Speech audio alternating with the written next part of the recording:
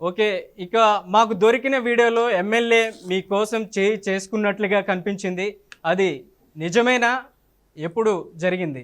మీరు చేయి కోసుకున్నట్లుగా అందులో కనిపిస్తుంది చేయి వీడియోలో. కోసుకున్నట్టు చేయి కోసుకున్నట్లుగా. నేను కాదండి, అతనే చేయి కోసుకున్నాడు. మీరు కాదా అందులో? మీకోసం కోసుకోవాల్సి వచ్చిందా శ్రీధర్ గారు? లేదండి, మరి ఎందుకోసం?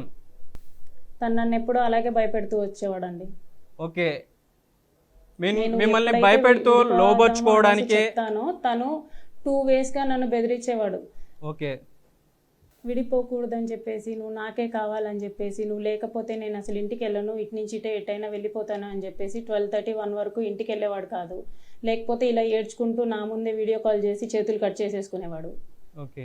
మీ చేతిపై కోసుకున్నట్లుగా చాలా కాట్లు కనిపిస్తుంది. అది మీరే కోసుకున్నారా?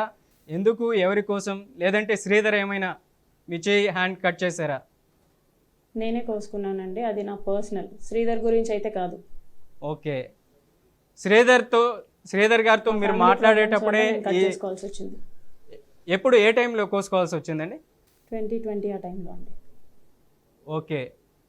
దేనికోసం అండి ఆ టైంలో? మా ఫాదర్ కోసం అండి. ఓకే. ఆయన చాలా దారుణమైన సిచ్యువేషన్లో చనిపోయారు. డయాలసిస్ మీద ఉండి చనిపోయారు. మా మాట వినేవాళ్ళు కాదు.